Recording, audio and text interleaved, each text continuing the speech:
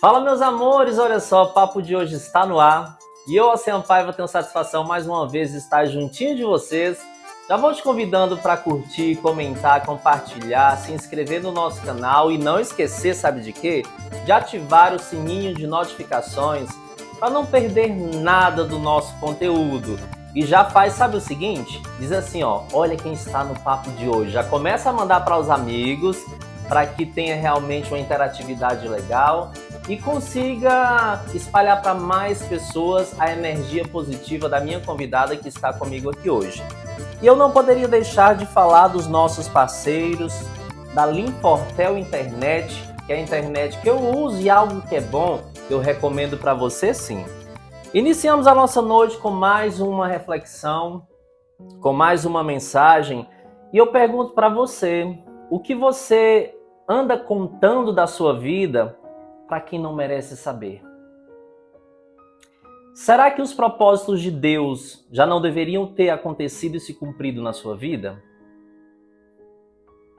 Muito cuidado na hora de abrir a sua boca e o seu coração, porque hoje são ouvidos e amanhã poderão ser bocas. Em Provérbios 17:28, a palavra diz que até o insensato passará por sábio se ficar quieto. E se contiver a língua, parecerá que tem discernimento. Muito cuidado com quem você conta suas coisas, os seus sonhos. Cuidado, porque quem não dorme merece ouvir o teu choro, o teu clamor, merece ouvir a tua súplica e merece ouvir os teus problemas. Do que adianta você contar um problema da sua vida para alguém que não consegue solucionar? Do que adianta você falar de uma dor para alguém que não consegue tirar ela de você? Mas você sabe quem de fato consegue fazer isso na sua vida. Apenas o grandioso, eterno, que foi, é e sempre será o nosso Deus, o nosso Jesus. Busque a intercessão do Espírito Santo de Deus e peça sabedoria para que você não venha perecer. E olha só, hoje eu estou recebendo ela, que é moradora do distrito do Jardim Gá há mais de 30 anos, e veio nos contar um pouco da sua história junto com a comunidade, né? E ela que está aqui do meu lado, seja muito bem-vinda, a nossa convidada mais do que especial, Gorete, é Gorete Alves, mais conhecida como Gorete, Gorete com 2T, né? 2T muito. Seja muito bem-vinda à nossa programação. Obrigada, meu querido, é uma satisfação, uma honra. Eu te agradeço por estar dando essa oportunidade de estar aqui para poder contar a minha história, né? Poder falar um pouco mais da nossa trajetória de vida. Só tenho a te agradecer mesmo pelo convite. Fico muito feliz em estar te recebendo. Sinta-se à vontade. A programação ela tem realmente esse intuito de dar visibilidade para pessoas que realmente trabalham, pessoas que realmente defendem causas voltadas para o social, pessoas que tiram um pouco da sua vida, às vezes até o tempo inteiro do seu lazer, para viver em função do trabalho social e da vida do outro. Mas para que eu, Ocean, e quem está lá do outro lado nos assistindo, possamos conhecer um pouco mais quem é a Gorete. Quem é a Gorete, né? É difícil falar da gente, né? Muito difícil, né? A gente é complicado você falar de si mesmo, né? E assim, eu falo muito pouco de mim. A questão assim, eu vejo que eu prefiro deixar as minhas ações falar por mim mesmo, né? Então, assim, eu tenho essa dificuldade de dizer quem sou eu. Sou mãe, avó, filha, né? Sou serva. Eu sou essa pessoa. Que maravilha! Que veio ao Mãe de mundo para quantos servir. bebês? Eu tenho 2. Na verdade, 4, né? Tenho um casal de filhos e um casal de netos. Então, os netos automaticamente passam a ser filhos, né? Mas chamam de vó ou de mãe? De vó. De vó?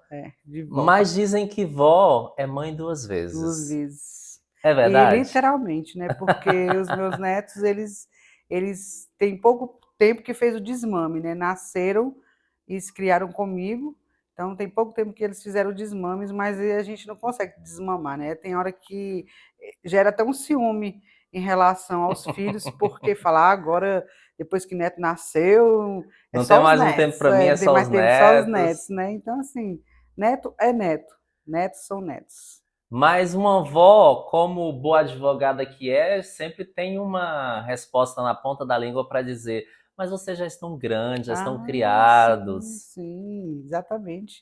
Agora a voz deles, não tem mais criança em casa, a vez é deles. Eu digo assim, cuidando dos seus filhos, eu estou cuidando de você duas vezes, Sim. né? Gorete, vamos lá. Quando você chegou de fato no Jardim Gá, que eu falei aqui que você tem mais de 30 anos que morou no que chegou no Jardim Gá, perdão. Qual foi o período que você chegou no Jardim Gá? Você deve ter encontrado um Jardim Gá muito diferente do que a gente vê Ah, hoje, né? com certeza. O período que eu cheguei no Jardim Gá, a gente não tinha rua no Jardim Gá, né? A gente tinha crateras. Chegou um determinado ponto da minha vida que a gente tinha carro, mas não podia colocar o carro dentro de casa porque não trafegava nas ruas. Na rua, por exemplo, que eu morava, que eu moro até hoje, né? Que não é que eu morava, que eu moro até hoje, na 62, né? Ligada ali com Desde a que você chegou 45, na mesma rua? desde que eu cheguei. Eu só mudei de uma rua para outra. Eu morava na 62, agora eu moro na 61, né? Na rua 23. Então, assim, não tinha nenhum asfalto, né? Na época que eu cheguei, a administração Jardim Gá ainda era lá em cima, depois da curva, né? Então, assim, a gente não tinha trafegabilidade, não tinha energia, não tinha iluminação, tinha poucas casas ali dentro, né? A minha curiosidade, aqueles postes de madeira já existiam quando. Já, já existiam. Já tinha alguns, né? Os que tinham, poucos que tinham eram de madeiras. Mas na sua época não a energia não era aquela motor, não, não? Igual tiveram em alguns lugares que era a querosene naquele motor, aquela coisa toda. Não era Não, isso, não. não, Era um pouco mais evoluído. com certeza. Mas era muito mato e pouca casa, Muito né? parque, muito mato e pouca casa. E como foi esse início, Gorete? A adaptação no bairro Jardim Ingá, que só após alguns anos passou a ser distrito. Você nasceu onde para chegar no Jardim Ingá? Eu nasci no Gama, sou candanga, né? Nasci no Gama, morei no Gama, assim, praticamente a minha vida toda, a minha infância inteira, né? E depois que eu me casei no Gama, aí assim, a gente sempre morei na casa da minha sogra, né? Então, o desejo de todo mundo que em casa quer casa.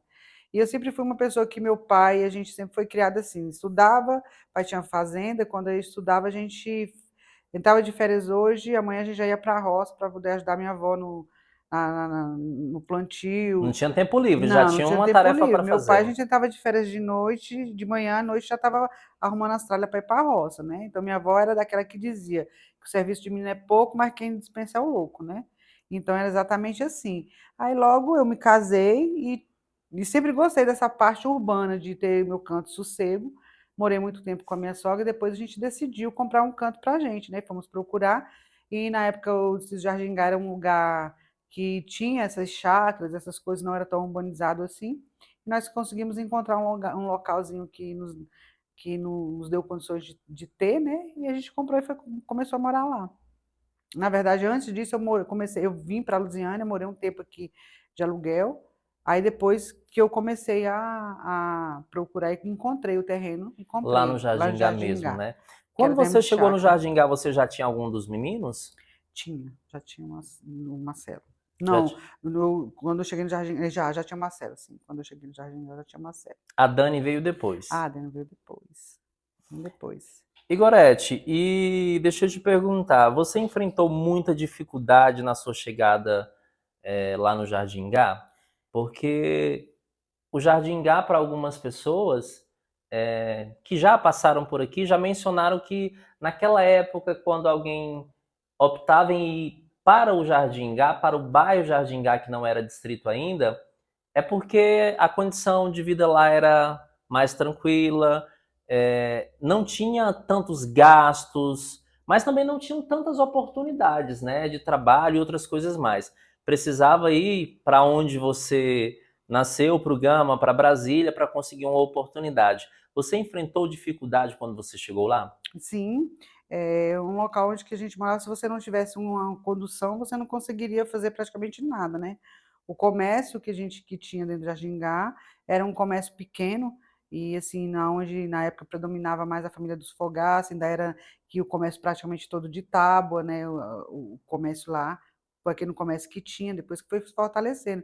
Então, se você não tivesse uma forma de se locomover, você não teria como sair dali de dentro, né, porque realmente era setor de chácara, então não tinha muita casa ali. Então tudo era muito difícil para quem morava e quem não tinha condições de se locomover ali dentro, né. E naquela época, quais foram, naquela época e na sua trajetória, né, para a gente chegar nos dias atuais, quais foram as oportunidades que você teve de se inserir no mercado de trabalho e contribuir, deixar a sua marca, deixar a sua energia? Porque eu acho que você que está aí do outro lado também deve sentir a mesma coisa que eu sinto na Gorete, que é uma pessoa muito humanizada, muito ser humano de verdade, né? Então você deve ter passado por algumas repartições, não sei se públicas ou privadas, e trabalhou. E lá você deixou um pouquinho da Gorete, um pouquinho da essência. Quais foram os trabalhos que você teve a oportunidade de fazer parte durante esse período, esse início no Jardim Gá? Olha, Luciana, assim, na minha trajetória na questão de trabalho, assim, quando o meu esposo era vivo, eu era dona de casa, né, então eu cuidava da minha casa, cuidava dos meus filhos. E a minha parte onde eu comecei depois para ir para o trabalho foi quando ele faleceu, né, quando eu perdi ele aqui morando no Jardim Gá, onde eu fiquei sozinha, sem família, sem ninguém, e eu tive que ser pai, ser mãe, ser homem, ser Nessa época mulher, já com 2 com filhos. 2 filhos. Minha Daniela na época tinha 6 meses, né. Então foi onde eu me vi tendo a necessidade de fazer alguma coisa, né, precisava cuidar dos meus filhos. Então assim, aí nessa época o Jardim Gaara já estava mais habitável, né, e foi quando eu montei um negócio, até então eu fui ser empresária, né, montei um restaurante, fui, viver desse restaurante, eu tinha um restaurante lá em Santa Maria, só que assim, eu me dediquei tanto que eu cheguei a precisar ter uma opção, né, optar por cuidar dos meus filhos que ficavam aqui sozinhos, cuidar da minha saúde, ou continuar, né, e optei por cuidar dos meus filhos. Foi quando eu vim para cá, ficar aqui em casa, aí eu montei um pequeno negóciozinho lá também, que não deu certo, e aí foi onde eu comecei, eh, devido a essa perda que eu tive, eu fiquei meio que perdida, né, não sabia o que fazer da minha vida. Antes disso, é assim, eu chegar nessa cura dessa minha dor, eu passei por uma situação difícil. Sim. Foi quando aconteceu a perda e eu fiquei só no distrito, morando aqui sozinha. Então chegou um momento que os primeiros meses eu tive que ficar com os meus pais, né. Então naquela época, assim, eu fiquei tão perdida que eu optei por praticamente morar dentro do cemitério, né. Então eu não conseguia me desvincular daquilo, minha filha era pequena, eu não já ela me amamentava, e ela Quando teve que você fala morar dentro do cemitério, é parafraseando, não esquecendo do que tinha acontecido? sim. Então, assim, era o desapego, não aceitava a situação que eu deixei, né. Quem cuidava da minha filha era a minha cunhada, então, assim, era uma forma de eu buscar refúgio ali dentro. Então eu não queria sair dali. Eu praticamente eu passava o dia ali dentro.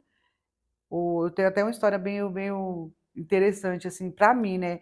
O Samuel, que era o administrador do cemitério, ele ficava me vigiando. Eu ia para lá o dia todo, ficava dentro do cemitério, Isso o cemitério era no onde? Gama. No Gama. Aí, ele ficava me vigiando, porque quando dava 6 horas, eu me escondia, para ele não me ver e ele Para ter você, ele pra fechar o portão e e eu você ficar lá. continuar lá. É tanto que no cemitério ele tem, tipo assim, um padrão de tumba, né. No Sim, Gama são pequenininhas, e eu tentei fazer um quarto, igual que é em Cristalina sim. tem os agigos, que eles têm uns quartos, você pode ficar ali dentro, né.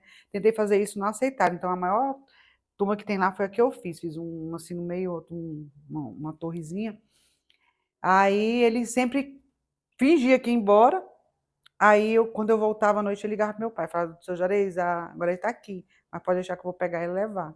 Você tá entendendo? Então, assim, ele passou um perrengue comigo, tanto meu pai como ele, para poder eu me desvencilhar disso aí. Chegou um momento que final de semana, eu fazia mutirão, começou acho que por aí, né, eu fazia mutirão dentro do cemitério para limpar o cemitério, chamava as pessoas lá, as famílias, para me ajudar a limpar o cemitério, fazia galinhada, levava o pessoal a almoçar lá dentro.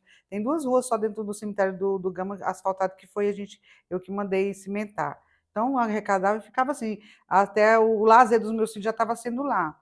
Aí chegou um momento que eu falei, não está dando certo, eu vou voltar para casa. Aí foi onde eu voltei para cá. E quando eu cheguei aqui, eu não consegui ficar sem fazer nada, porque a solidão me consumiu, eu tinha que fazer algo para poder aliviar a dor, né? Você passou quanto tempo casada? Ah, foram mais de 18 anos, né? Foi uma perca repentina? Foi acidente de carro, foi inesperado. Assim, eu vou fazer uma pergunta que eu sei que talvez seja um pouco invasiva, mas para quem está aí do outro lado, de repente passa por algo muito parecido, ou já passou, ou se vier a passar, tem a sua superação como exemplo.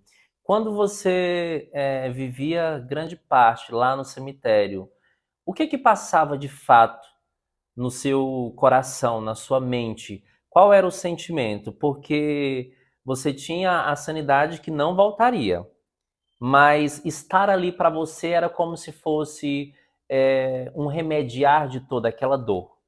Estar perto, né? Saber que estava ali, eu tinha certeza que não ia voltar, mas de alguma forma eu queria estar perto, eu não queria perder. Eu não queria me desprender. Eu achava que eu estava ali, eu estava de uma forma ou de outra. Para você ter ideia, eu criei uma imagem na minha cabeça para eu superar isso de uma viagem que um dia ia voltar. Então eu vivia tudo isso todos os dias. Não, só foi uma viagem, um dia vai voltar. Então eu passei a criar isso na minha cabeça, né? Para mim poder cuidar, seguir em frente e cuidar dos meus filhos. E o que me fez mais entender isso foram os meus filhos, né? Sabia que eles precisavam de mim e eu precisava superar isso. Então eu tinha que ser, coloquei na minha cabeça que eu tinha que ser mãe, eu tinha que ser pai, eu tinha que amamentar minha filha, ela não podia ser amamentada por outra pessoa. Aí foi onde eu retornei para cá, mas mesmo assim eu precisava fazer algo diferente, né? Então eu foi onde eu comecei uma vez subir uma motinha e sair chamando as pessoas para que eu ia fazer uma sopa. Só foi aquela história, eu vou fazer uma sopa. Aí ia no mercado, comprava um saquinho aqui e ia fazer uma sopa. Quando eu dei por mim, eu já estava atendendo mais de 1.000 pessoas. Eu já tinha uns 3, 4 pontos de entrega de sopa. E comecei, isso aí foi me superando a minha dor, né? Nessa época, essa ação que foi promovida por você foi uma ação com fins lucrativos para manter o seu lar, para manter também os seus filhos, ou era uma ação apenas para humanizadora, para ajudar pessoas e te deixar com a mente ocupada? Só para me deixar com a minha mente ocupada. É tanto que eu perdi praticamente tudo que eu tinha investindo, ajudando pessoas. Quando meu esposo morreu, ele me deixou com um seguro de vida muito bom. E isso daí chegou um dado momento que eu quase não tinha mais nada, porque o que eu tinha, eu cuidei de pessoas, sem propósito nenhum. Era tanto assim, eu cheguei a comprar um ônibus, um 364, onde eu colocava a população, os jovens dentro do ônibus, levava para fazer passeio. Minha casa tinha uma piscina muito boa, e era cheio, eu levava os jovens lá para dentro de casa. A escola, que tem lá perto de casa, né, que é Getúlio, os professores iam lá para casa, comiam lá em casa, passei fazendo, você tá entendendo? Ficava, as ações que eram feitas, era tudo lá em casa. Então, assim, eu carregava eles para onde ir, passava o dia comigo lá dentro de casa. Então, eu comecei a trazer todo mundo para dentro da minha casa, a comunidade para dentro da minha casa.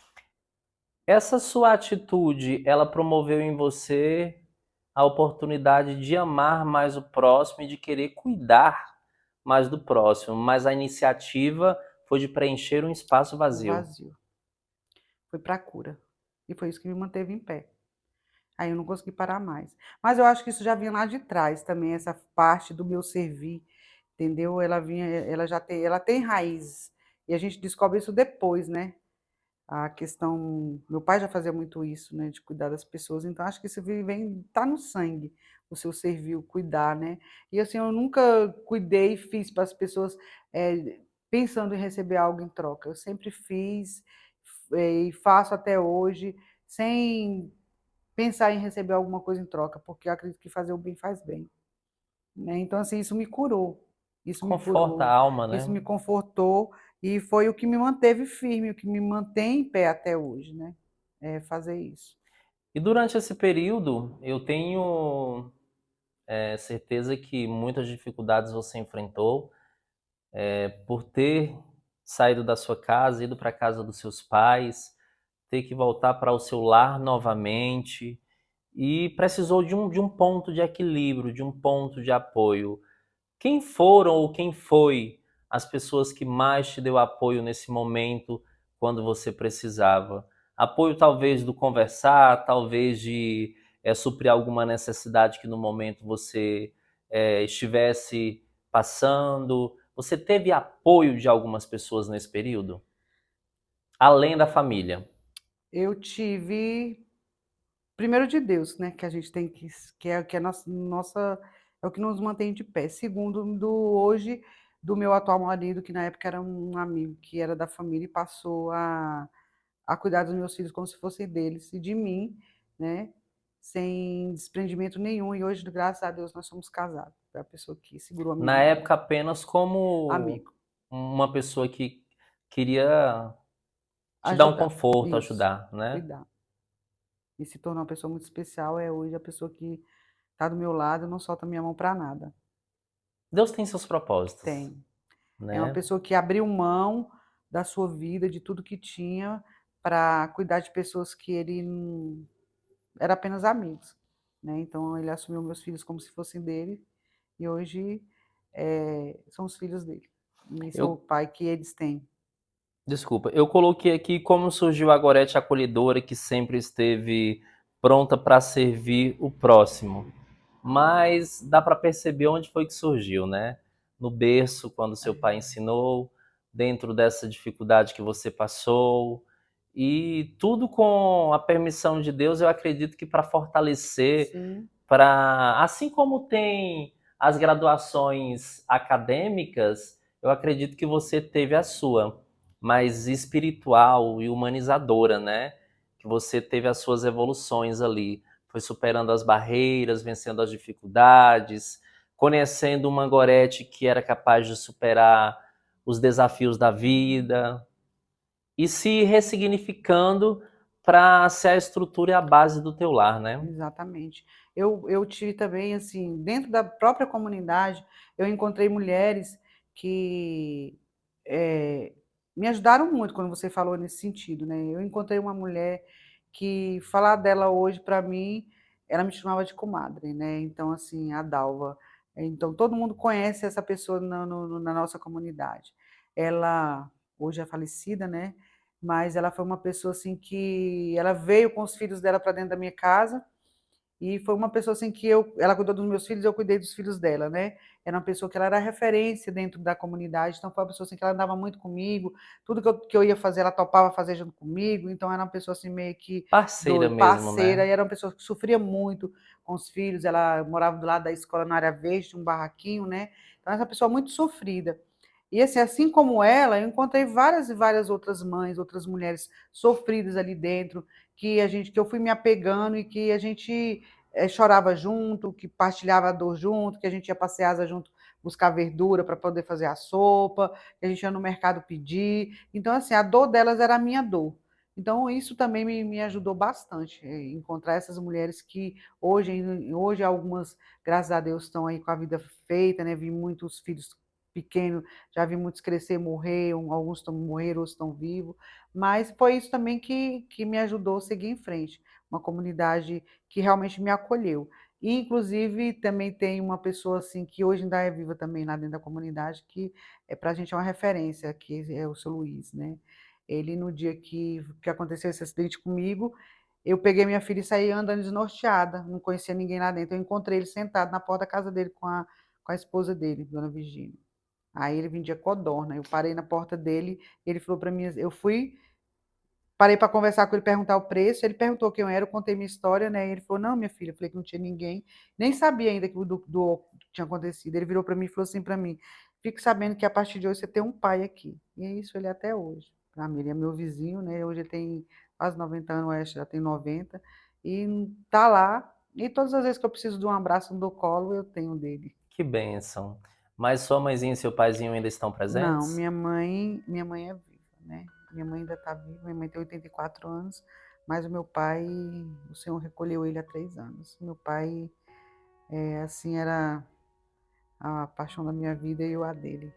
Meu pai foi a pessoa que me inspirou, né? Acho que nessa trajetória que eu ia, porque meu pai era uma pessoa que ele dizia sempre que a gente não tinha, que não existe dificuldades, né? Existe má vontade.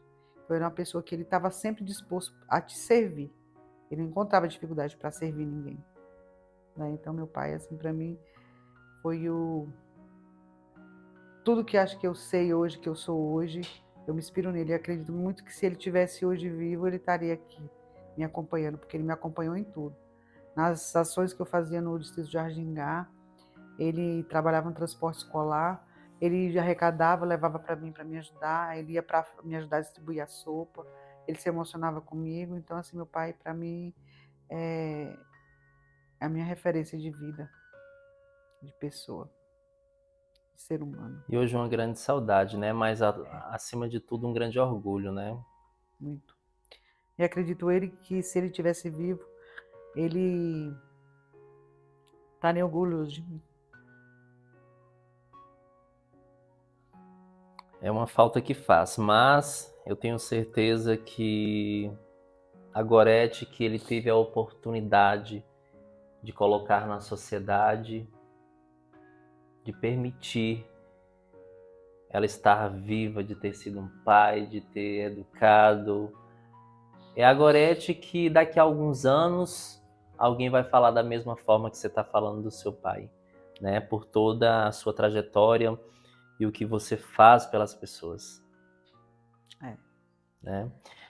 E deixa eu lhe perguntar, eu percebi ao longo de toda a sua conversa, de todo o nosso diálogo, que a política nunca esteve envolvida em nenhuma das suas ações. Existia uma política pública social voluntária, sem fins lucrativos, com o intuito de beneficiar e ajudar outras pessoas que estavam em estado de vulnerabilidade ou que precisavam, de certa forma, de um ombro amigo, de uma mão amiga ali naquele momento. Só que o tempo passou e a Gorete amadureceu e um novo chamado surgiu. Sim.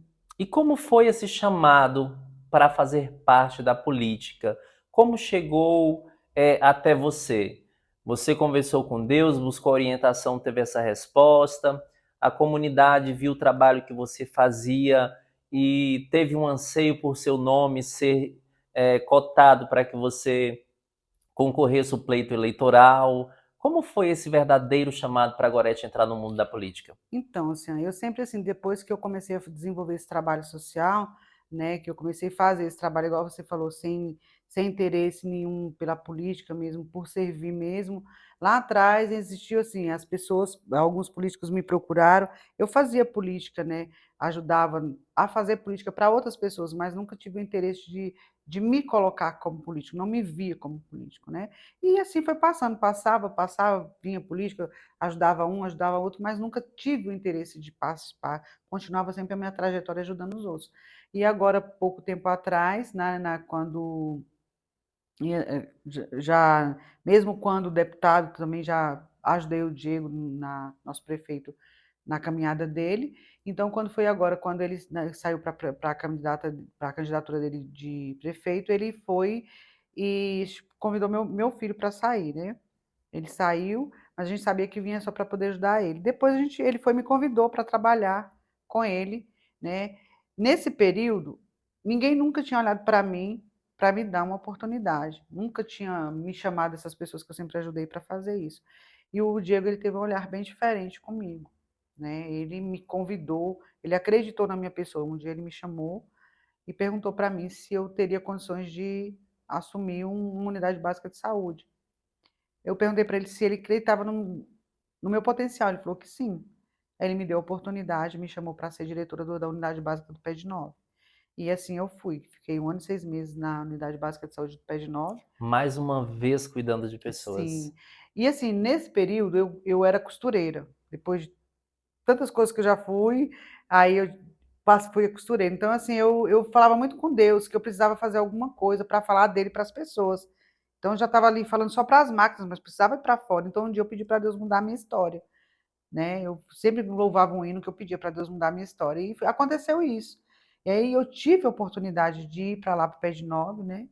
Ajudar no momento que eles estavam precisando.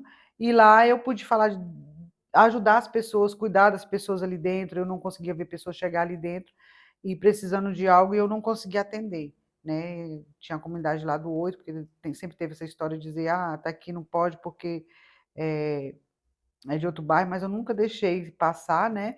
E assim, sempre tentava ajudar da minha forma possível. E assim foi desenvolvendo esse trabalho. Aí depois ele me fez, quando ele abriu o gabinete do Jardim Gá, ele me convidou para ir para o gabinete, para ser coordenadora da pasta da saúde lá. Eu fui, fiquei 10 meses lá, depois, novamente, ele me convidou para ir pra assumir no CISREG, né? Foi onde eu fui. Aí, agora, ele me fez o convite para sair a pré-candidata. Então, assim, o prefeito hoje é uma pessoa que ele sempre teve esse olhar, né, humanizado. Ele sempre viu em mim uma pessoa que ninguém nunca tinha visto e ele viu, ele me deu essa oportunidade. Então assim, ele é uma pessoa que falar dele também, né, as ações dele já diz. É uma pessoa muito humana, então ele teve esse olhar, ele me fez esse convite e eu aceitei. De certa forma, você vai continuar todo o trabalho que você fazia, e continuará fazendo, se for da vontade de Deus, e que seja para que você consiga realmente atingir mais vidas e representar mais pessoas, só que de uma maneira agora com uma fala de autoridade de uma pessoa que defende uma causa, que tem ali o poder da caneta de criar um projeto, de levar para os nobres colegas, se assim for eleita, apreciarem o projeto, de fazer uma indicação.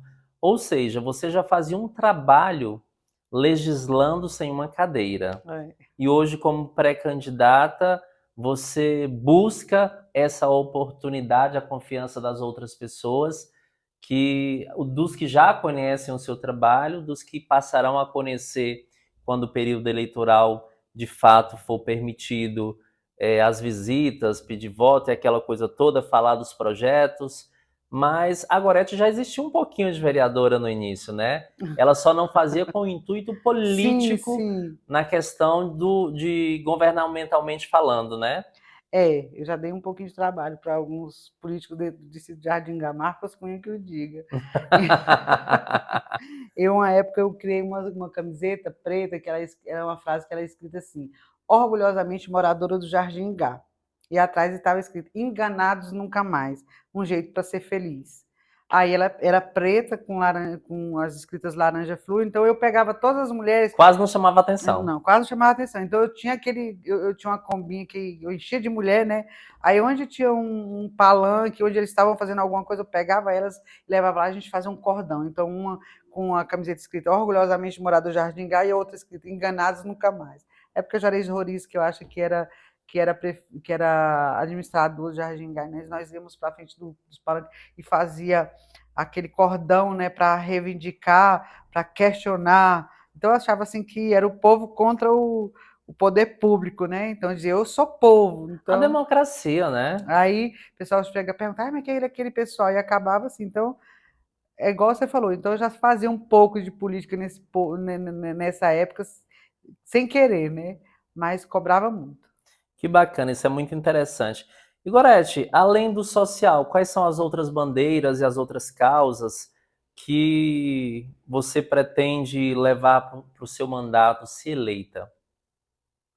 Assim, a gente vê muito assim, a nossa comunidade precisando de muito, né? De muito. A gente, graças a Deus, o nosso prefeito ele tem desempenhado um papel muito bonito, né, na área, não só na área da saúde, como na área do social, né, como na área da infraestrutura. A gente sabe, né, que ainda tem muito ainda a É um melhorar, grande né? desafio, Um né? grande desafio e ele assim, ele tem feito isso com maestria, né? Precisa de mais uma oportunidade para isso, mas assim, a gente vê que há a necessidade de uma mudança, né? Então, assim, eu pretendo assim, se caso eleito for da vontade de Deus, representar bem a minha comunidade diante né, do executivo, para que possa as demandas da comunidade chegar até o poder executivo e ser bem representado, né, com verdade, com compromisso, né, e assim com bastante dedicação, que é isso que eu pretendo fazer. Existem muita coisa a ser feito, né, mas eu acredito que a comunidade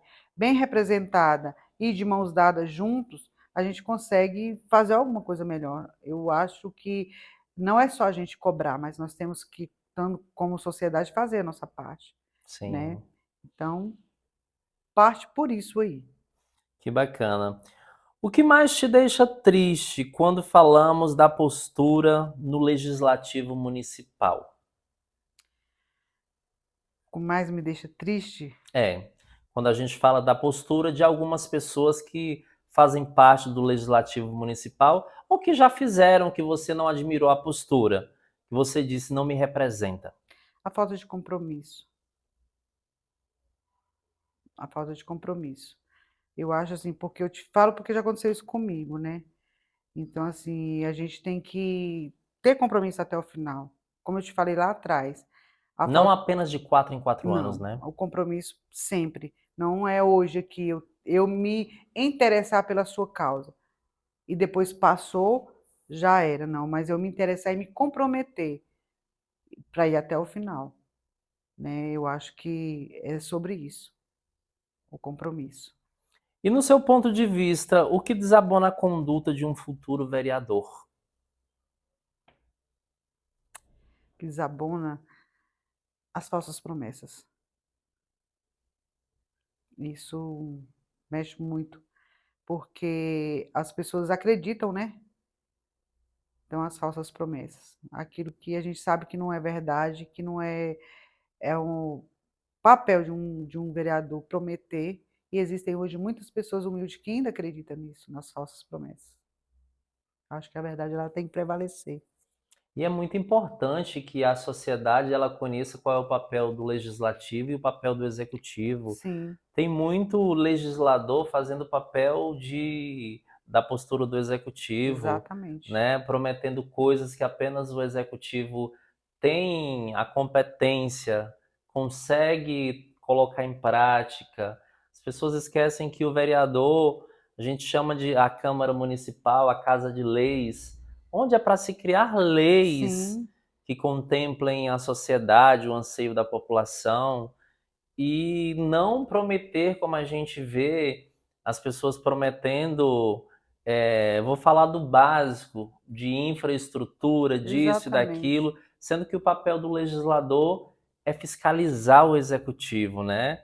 E claro, caminhar de mãos dadas, apresentar um projeto bom para apreciação dos colegas da casa. Se esse projeto não for para os colegas apreciarem, fazer uma indicação para o Com executivo, certeza. né? Com certeza, né, então assim, a população ela muitas das vezes ela fica muito, carente nesse sentido, né, de ter essa representatividade, né, de ter isso aí que você falou. Então assim, é exatamente isso. E às vezes caem em algumas conversas que são o mundo do fantástico mundo de Bob, Ah, né? sim, o fantástico o mundo ideal, né, mas o mundo real é isso que a gente vive aqui. Nós falamos do que desabona a conduta e quais são as qualidades que não podem faltar em uma pessoa que cede o seu nome para concorrer a um pleito eleitoral municipal.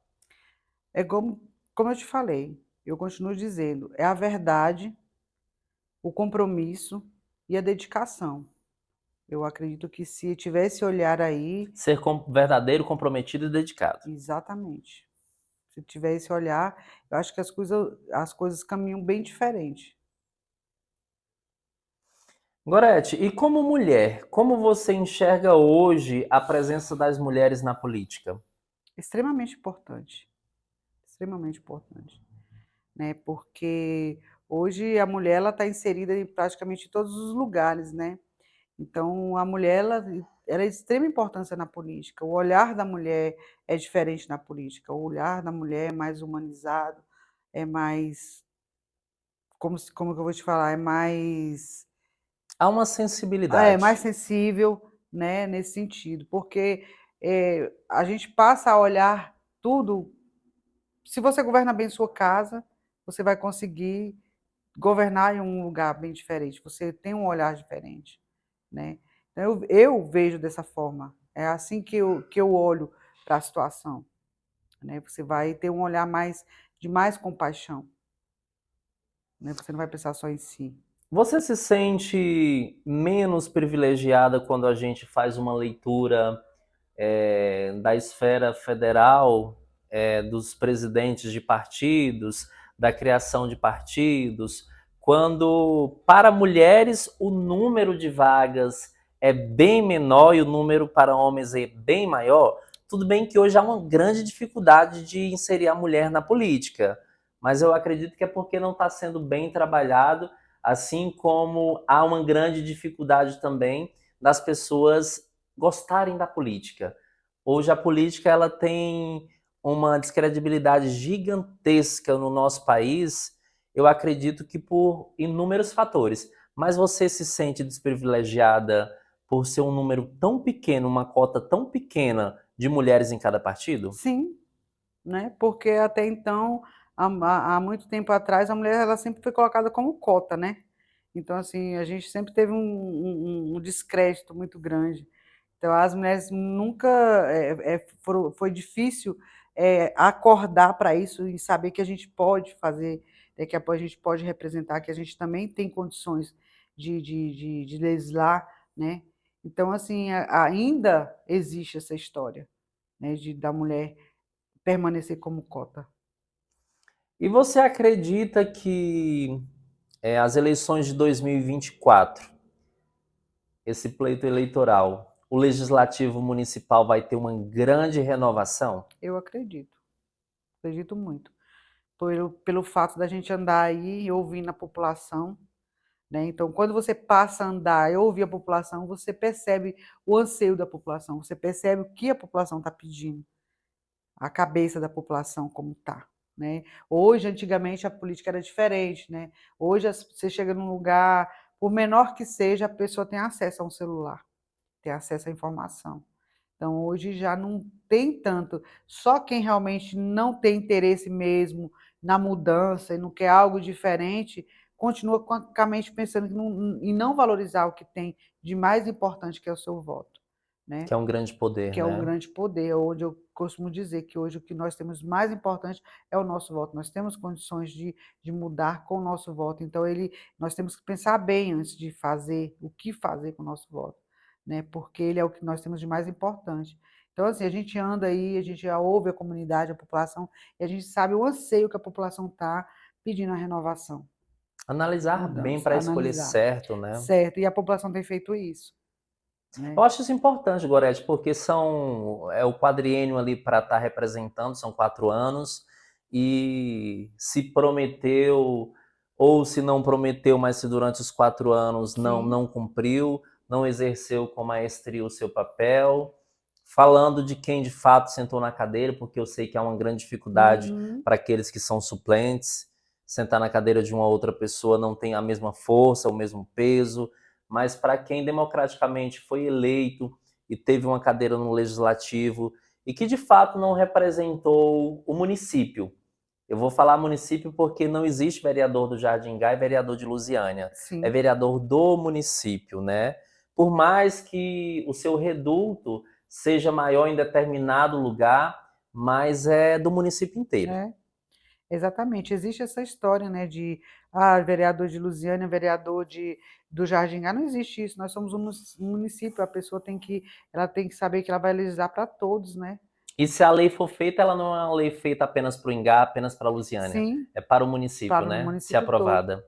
E qual mensagem você deixa para as outras mulheres como forma de encorajamento para que essas que estão aí também, que cederam seu nome, que se permitiram entrar no mundo político, com outras causas, outras bandeiras, em outros partidos, para que elas possam ver na sua fala, na sua frase, algo de positivo? Não desistir, né? Acreditar que a mulher ela é capaz, que existe um lugar para a gente, né? Que nós podemos representar a mulher, a força da mulher. Se nós representamos dentro de casa, a gente pode representar lá fora, né? Que nós podemos também contribuir para termos uma sociedade melhor, uma sociedade mais justa, Igualitária. igualitária, né? Que a gente juntas é, acreditar que nós podemos, que nós somos transformadoras, que somos mulheres que devemos levantar mulheres, né? Não mulheres que derrubam mulheres. Né? Então, não existe essa história. Então, se as mulheres se unirem, pegarem na mão e caminharem juntas, a história começa a mudar. E você que está do outro lado, quando a gente fala mulheres, homens na política, nós não estamos separando o joio do Não, trigo. exatamente não. Não é para que fique bem claro, não é uma guerra entre mulheres e homens na política do nosso município, quem cresce mais, quem aparece mais e qual o número maior de pessoas ocupando as cadeiras do legislativo. É apenas você compreender que é necessário estar igual, a balança pesar igualzinho e ter também a mesma quantidade de homens e de mulheres na Câmara, né? É. Quando eu falo na questão eu cito a mulher, é porque assim, eu exerci um papel na minha vida onde eu estive dos dois lados, uma hora mulher, uma hora homem, né? Então assim, Pai e mãe. pai e mãe. Então, às vezes você tem que manter uma postura para você não perder a sua identidade, mas os dois papéis são importantes, né? Tanto o masculino como o feminino, para que se caminhar junto. Eu sei que existem muitos homens aí, assim como o nosso prefeito, que acreditam no potencial da mulher, senão ele não, né, não investiria tanto nas políticas para poder, Nas políticas públicas para a mulher, né? exatamente, públicas para mulheres. Né? Isso, para a gente, já é uma mudança muito grande. Esse olhar dele, hoje, voltado para a mulher, nos motiva a seguir em frente, a tomar essa atitude, igual você falou, colocar o seu nome à disposição. Porque se a gente não tem um apoio, né, do nosso gestor, a gente não tem como seguir em frente. E, graças a Deus, hoje ele tem nos dado esse apoio e nos incentivado a ajudá-lo a seguir em frente. Olha só, as pessoas costumam dizer que a política de Lusiânia é uma política coronelista. Você concorda com esse pensamento e com a fala dessas pessoas? Não, de forma alguma. Por quê? Porque eu não vejo assim, a gente já acompanhou tanta política aqui dentro, eu já acompanhei tantas políticas aqui dentro de Lusiânia que eu não vejo dessa forma. Né? Eu vejo oportunidades, né? A população sempre teve a oportunidade de escolha, o livre-arbítrio. Né? Então, passou gestores e entrou gestores, as pessoas que foram colocadas aí foram a escolha da população. Então, não existe, eu acho que a palavra Coronelismo. isso é uma coisa muito forte, uma imposição, né? É uma falta de decisão, de escolha. E nós tivemos livre-arbítrio. Pegou o código? Vamos lá, continuando aqui. Quais são os seus maiores. Pulei aqui a pergunta, era outra. Se eleita, quais os projetos ou indicações você irá apresentar de cara, que você diz assim, eu tenho anseio para apresentar esses? Eu vou te falar assim que é uma coisa que arde muito dentro de mim, que eu sempre tentei implantar ali no posto de saúde quando eu estava, né? É um projeto de apoio a mulheres na pré-menopausa. Eu acho que isso é muito importante. Também não só para as mulheres, mas para os homens também, que está entrando na andropausa, que não entendem, né? É uma confusão muito grande. E também apoio, puxando por aí, né, o apoio para mulheres com problemas de depressão. Porque quando eu estava no posto de saúde, eu tinha um projeto lá que a gente já fazia, né, que era o Cantinho da Escuta, que o do Tupi a gente desenvolveu. De 15 em 15 dias a gente reunia, eu tenho um grupo hoje atuante de mais ou menos 30 mulheres em estado depressivos e também mulheres de autoextermínio, né? Isso me levou devido a uma paciente que uma vez chegou lá, me abordou, assim, de uma forma bem brusca, eu fiquei até com medo porque eu já tinha sido agredida no posto, pensei que era mais uma agressão. E ela me chamou bem para o canto e fiquei impactada com a situação que ela me mostrou, né? Ela falou, olha, quem é você? Ela viu eu falando, né? Falou assim, você é a coordenadora aqui, né? Eu falei, sim, sou eu mesmo. E ela falou assim, olha aqui, Se você não me ajudar agora, olha o que que eu tenho para mim aqui. Me mostrou a foto de uma forca na casa dela. Isso me impactou muito, né? Então, imediatamente eu parei o que estava fazendo, levei ela para um canto, chamei o doutor Pedro, e daí nós começamos a assistir essa menina. Várias e várias vezes eu já saí da minha casa de madrugada para ajudá-la, para impedir que ela tentasse contra a vida, e eu vi que eu tinha que fazer alguma coisa. Aí eu conversei com o doutor Pedro e nós instituímos o cantinho da escuta no pé de 9, onde a gente reunia essas mulheres de 15 em 15 dias, não, uma vez por semana, o doutor Pedro, na segunda-feira, ele tirava o dia de folga dele para fazer uma roda de conversa com essas mulheres e procurar entender o que estava acontecendo, onde ele medicava. E nós começamos a entender ali dentro que existiam mulheres ali que estavam entrando no período da pré-menopausa, mas não conseguia entender o que estava acontecendo com elas. Isso levava elas a desencadear a menopausa, ter uma baixa autoestima, Um estresse em um estresse em casa. casa, com o marido, com o filho, e ninguém conseguia entender, e também a apoiar a família, né? Isso, para mim, é um dos projetos que, assim, eu acredito que seria o meu pontapé inicial, além de outros, né, também, que a gente vê aí as mães atípicas, né, de filhos aí autistas que lutam para poder serem inseridos na sociedade, a dificuldade é muito grande de elas lidarem, serem compreendidas, né? Inclusive eu tenho um pai de um rapaz que tem 16 anos e ele é pai e mãe desse menino. E, assim, uma vez eu vi ele sendo discriminado com ele num lugar, né? Que é difícil de se compreender e é difícil de se aceitar uma situação dessa, que a gente sabe que não é culpa deles, né? Então eles amam além do que eles podem dar as forças que eles têm e os pais, as mães de pessoas de crianças atípicas, elas são incompreendidas nesse sentido. Né? Às vezes tem muita pessoa que julga, né? Não sabe o que aquela criança está passando, não sabe quem é aquela criança e julga muito. Eu já passei por uma situação dessa, de ver uma criança ser julgada por achar que era birra, né? Então, assim, é um problema que está aí na cara que a gente precisa ter um olhar diferenciado para isso, Mais humanizado, mais né? humanizado. Qual a nota que você dá para o executivo municipal? Ah, a máxima, né? Das máximas. Louve para mim, quebrando o gelo, o primeiro hino que vem na sua cabeça. Primeiro um que vem na minha cabeça, para me louvar.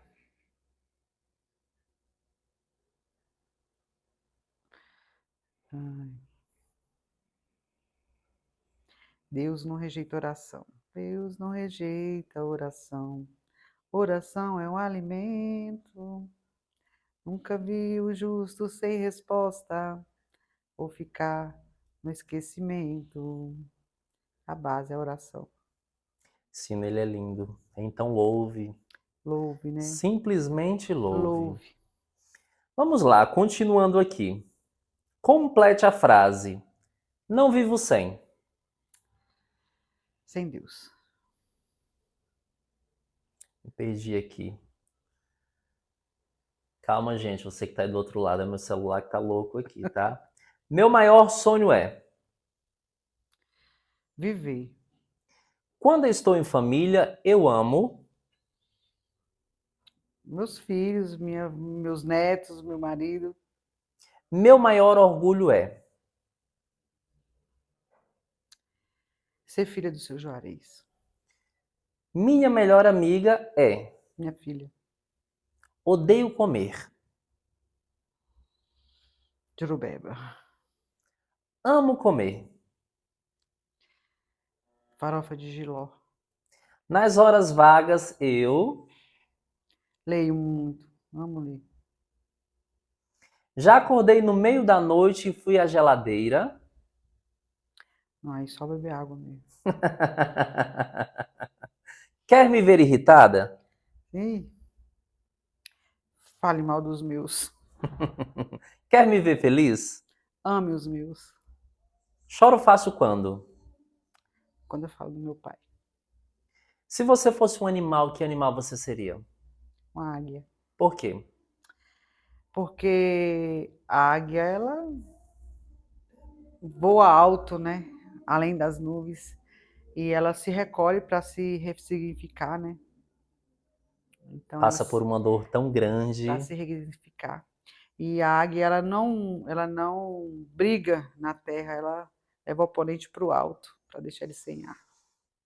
Muito interessante o exemplo da águia a gente trazendo para a nossa vida. Se você tivesse a oportunidade de viver um dia no corpo de uma outra pessoa, qual corpo você viveria e por quê? Difícil.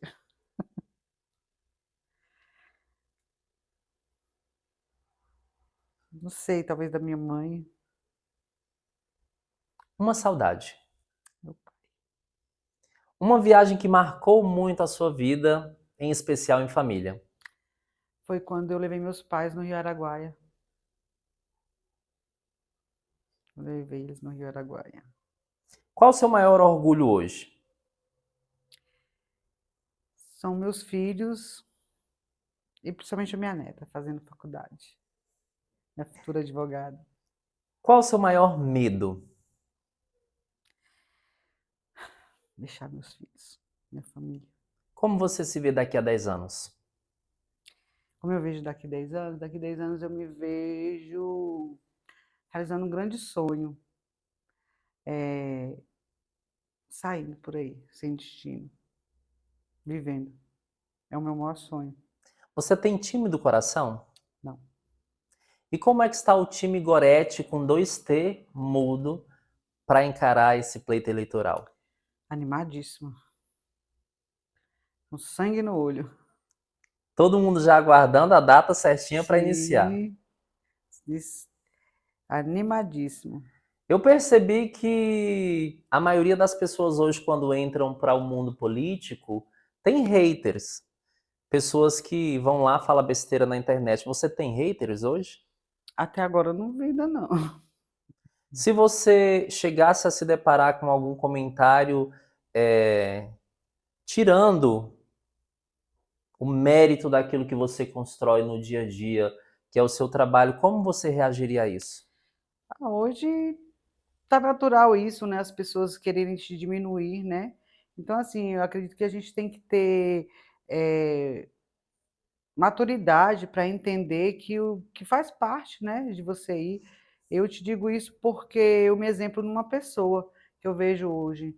Para que pessoa que supera tudo isso do que o nosso prefeito? Ele todos os dias é bombardeado e ele responde com silêncio e com trabalho. Muito Responde da melhor maneira importante. possível, né?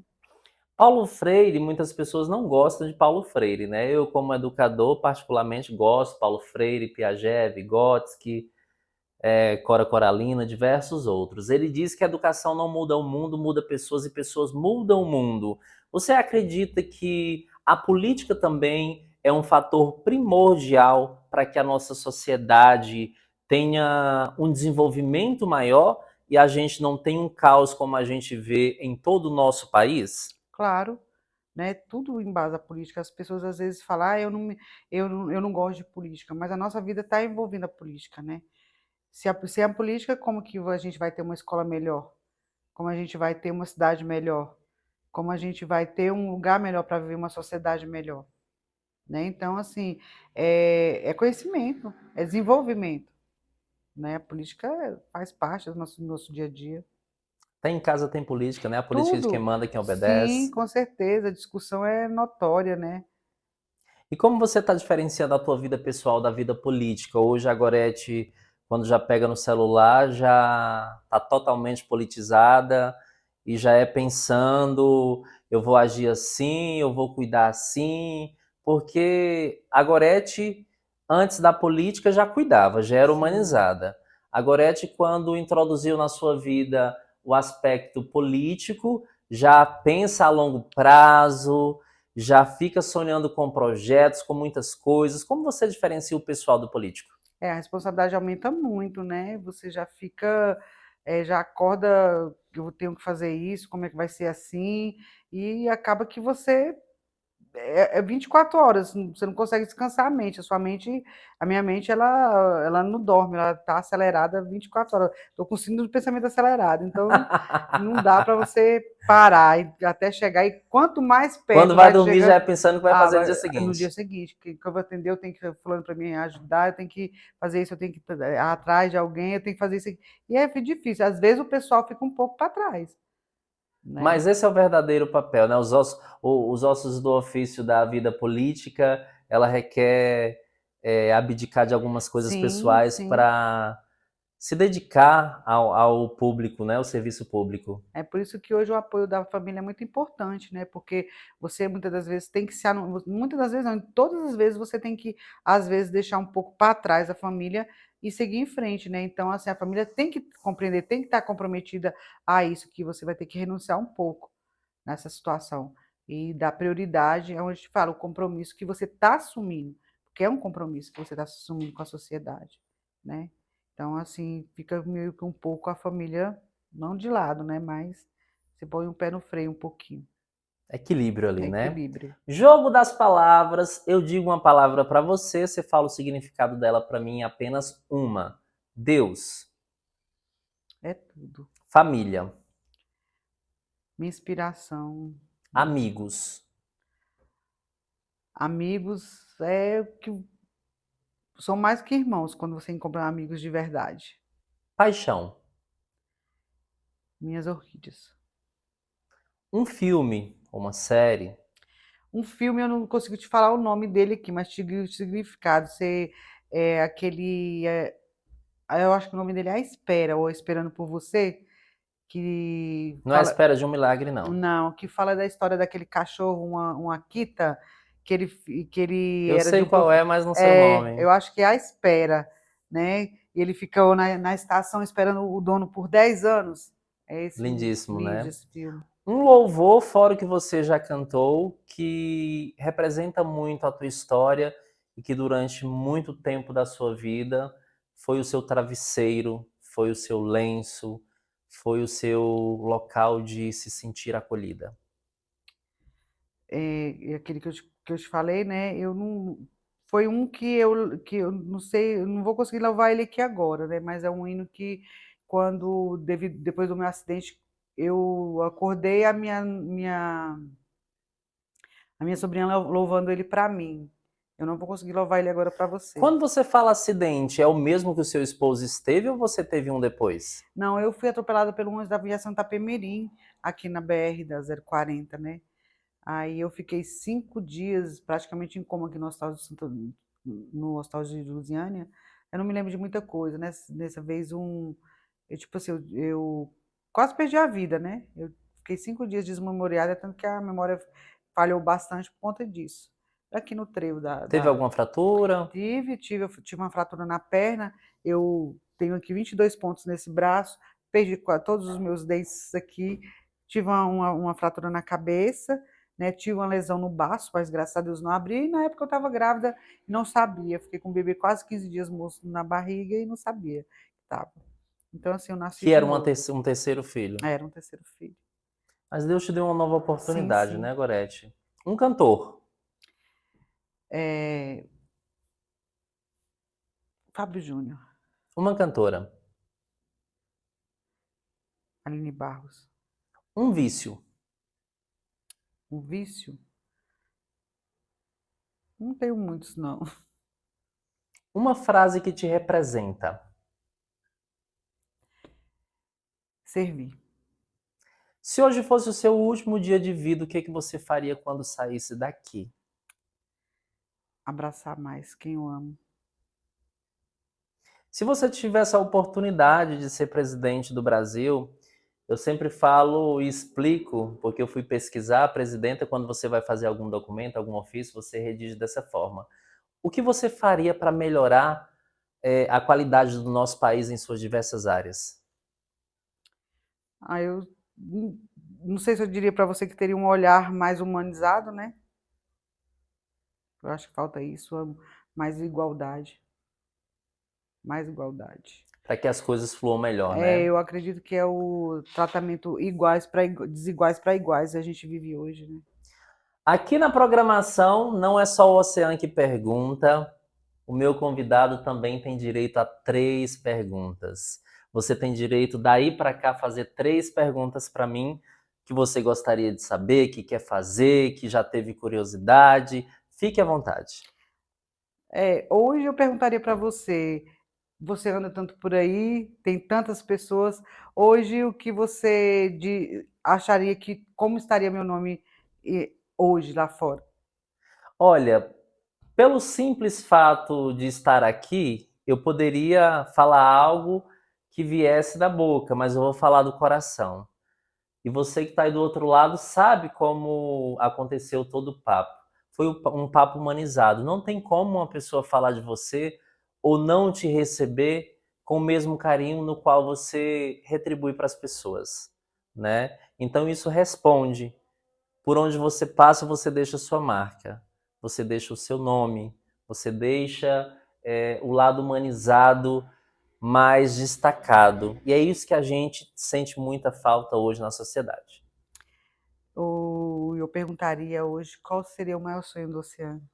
Hoje o meu maior sonho é viver os sonhos de Deus na minha vida.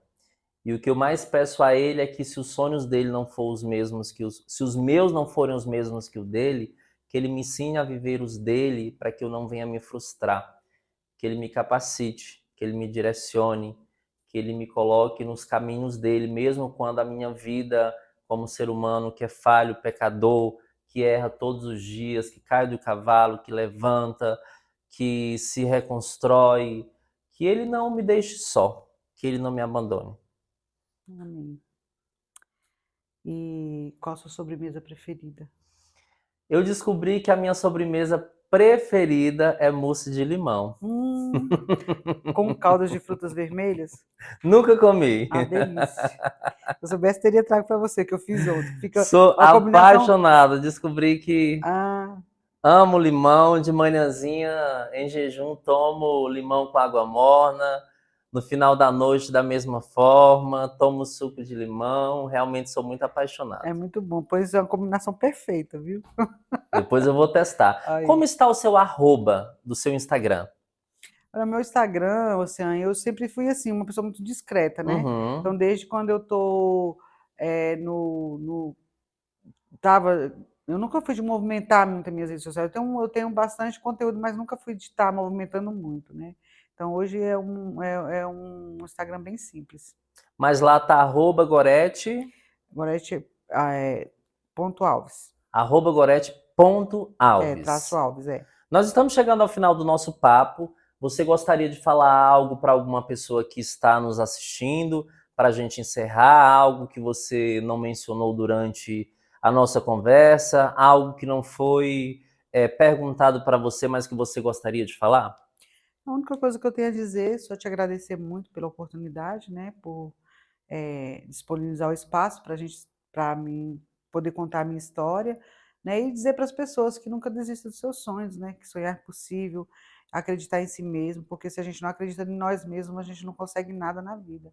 E acima de tudo, sempre colocar Deus na frente. Como você acabou de falar, faço minhas palavras, que se Deus ele não estiver na frente das nossas vidas, dos nossos planos, nada a gente pode fazer, né? Eu costumo dizer, todos os dias eu digo para Deus que se Ele não permitir que for da vontade dele que eu saia, se Ele não estiver comigo, nem deixa eu sair, né? Porque os planos do Senhor sempre são bem maiores que os nossos. Então, até aqui o Senhor tem me guardado, o Senhor tem me ajudado, tem me direcionado. Da agora para frente, a direção está na mão dele, então a vontade dele que seja feita a minha na minha vida, porque eu sei que são bem maior e é melhor que isso. Amém. Quero te agradecer de coração por ter compartilhado um pouco da sua vida comigo, com todas as pessoas que estão nos assistindo. Que Deus te abençoe, abençoe sua família, seus projetos, seus planos. Que Ele seja sempre o centro, esteja sempre no centro da sua vida. Que a sua missão, a sua visão e os seus valores nunca sejam corrompidos por nada do que aconteça no meio onde você vai entrar, ou em qualquer um outro, porque tem em todos os lugares. Deus te abençoe muito. Você que está aí do outro lado, muito obrigado por ter chegado até aqui conosco. Se não curtiu, não comentou, não compartilhou e não se inscreveu no nosso canal, faça isso e não esqueça de ativar o sino de notificações para não perder o nosso conteúdo. A minha frase é a de sempre. Eu não sou nada sem você, assim como você não é nada sem uma outra pessoa. Portanto, ajude sempre ao próximo. Beijo no seu coração, vou ficando por aqui. Você que está aí do outro lado, que é um pré-candidato, ou talvez já um candidato, dependendo do período, que tem uma boa história, para sentar nesse sofazinho aqui, nessa poltrona, tem que realmente ter uma história de pulso igual a quem está do meu lado hoje. Ou talvez uma pessoa anônima, que tem uma história de sucesso ou que teve uma história de fracasso e superação. O espaço está aberto para receber vocês. Beijo no coração, Deus abençoe, boa noite e até o nosso próximo papo de hoje.